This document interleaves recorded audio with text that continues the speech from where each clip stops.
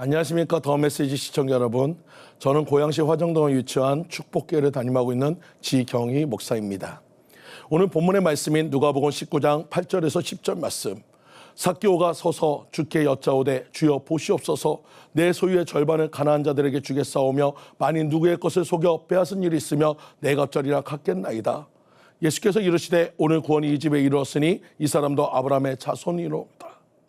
인자가 온 것은 잃어버린 자를 찾아 구원하려 함이니라.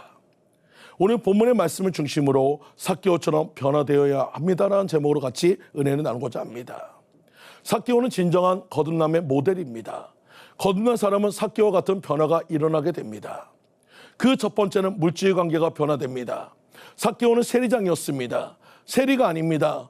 오늘날로 말하면 세무서장입니다. 수십 년 세리로 살았을 것입니다. 당시 이스라엘은 노마가 지배하고 있었습니다. 노마 사람들이 이스라엘을 지배하면서 노마에 충성하는 사람을 골라서 세리로 임명하였습니다. 세금을 잘 걷어서 노마 정부에 잘 바치게 하였습니다. 세리들은 노마에 충성 다했습니다. 그것만이 노마 시대에 출세할 수 있는 유일한 길이었습니다. 삭개오가 세리장까지 된 것을 보면 보통 충성한 것이 아니란 것입니다. 긴 세월을 세금을 거두어 바치면서 부자가 되었습니다. 더구나 여리고는 예루살렘 옆 동네이기 때문에 갈릴리 지역에서 예루살렘을 가는 길목에 있기에 통행세만도 엄청난 곳이었다고 전해지고 있습니다. 여리고 세무서장 하면 막강한 자리였다고 알려져 있습니다. 그곳에서 삭개오는 세리장으로 있으면 권력과 부를 한 몸에 지니게 되었습니다. 그래서 오늘 본문에 삭개오라 이름하는 자가 있으니 세리장이요 또한 부자라라고 말하고 있습니다. 그런 삭개오가 예수님을 돌무화과 나무에서 영접한 후에 예수님에게 말했습니다. 보시옵소서 내 소유의 절반을 가난한 자들에게 주겠사오며 만일 네 것을 도색한 일이 있으며 4배나 갚겠나이다. 돈을 모으기만 하던 이가 쓰기로 작정하였습니다. 부자 되는 것이 목표였던 그가 이제 가난해지기로 작정했습니다. 재산의 반을 우선 내놓았습니다. 그리고 세금을 더 받은 것은 모조리 찾아다니며 4배나 갚겠다고 서원했습니다. 삭개오는 예수님을 만나서 제일 먼저 물질적으로 거듭나고 있는 모습을 발견하게 됩니다. 두 번째로 사랑 관계가 변화됩니다. 거듭난 사람은 물질 관계가 변화될 뿐 아니라 사랑과의 관계도 변화됩니다. 삭개오는 예수님을 만나 거듭나고 인간관계가 변화되었습니다. 어떻게 변화됐을까요? 삭개오의 첫 관심은 가난한 사람들을 위한 관심이었습니다. 삭개오는 예수님을 만나 거듭나면서 제일 먼저 한 말이 이것이었습니다. 보시옵소서 내 소유의 절반을 가난한 자들에게 주겠사오며. 삭개오는 오랫동안 세금을 거두면서 돈을 짜내는 것이 직상 목표였습니다. 그러나 이제 불현듯 가난한 사람들이 생각났습니다. 그때 돈이 없어서 안타까웠던 사람들의 얼굴이 떠올랐던 것입니다.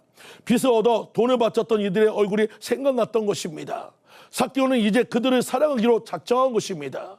삭개오는 단정적으로 말했습니다. 재산 반을 가난한 자들에게 주겠다고 확실히 말했습니다.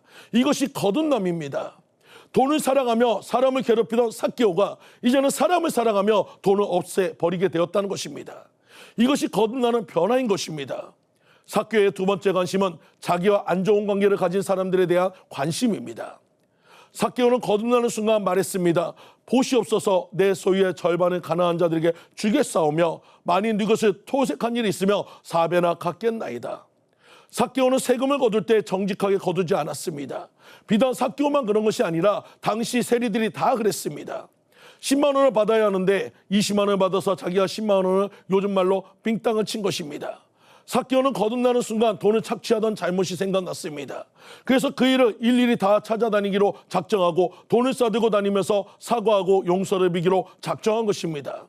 성경에는 나타나 있지 않지만 예수님을 만나고 난 후 삭개오는 집집마다 찾아다니면서 말했을 것입니다. 그때 내가 10만 원을 받아야 하는데 20만 원 더 받았습니다. 용서하세요. 여기 4배 40만 원을 돌려드리겠습니다. 이런 이들이 속속 벌어지며 여리고가 온통 삭개오 이야기로 가득 찼을 것입니다.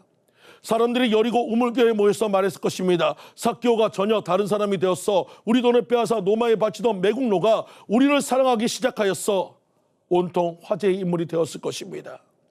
삭개오의 세 번째 관심은 자기를 왕따시킨 사람들에 대한 관심입니다. 예수님이 삭개오의 집에 들어가셨습니다. 그때 사람들은 수군거렸습니다. 무사람이 보고 수군거려 가로되 저가 죄인의 집에 유하러 들어갔도다 하더라. 사람들은 삭개오를 대놓고 죄인이라고 불렀습니다. 사람들이 얼마나 삭개오를 경멸하고 있는지를 보여주는 말입니다. 삭개오는 요즘 말로 완전히 왕따를 당하고 살고 있었습니다. 사람들은 세리 삭개오를 상대해 주지 않았습니다. 그러나 삭개오는 이제 그들을 위하여 살기로 작정한 것입니다. 가난한 자들을 위하여 물질을 베풀고 도색한 자들을 찾아가서 도로 갚아주고 자기를 죄인이라고 부르는 이들을 위하여 살기로 작정한 것입니다. 이것이 바로 거듭남의 비밀입니다. 거듭남의 증거인 것입니다.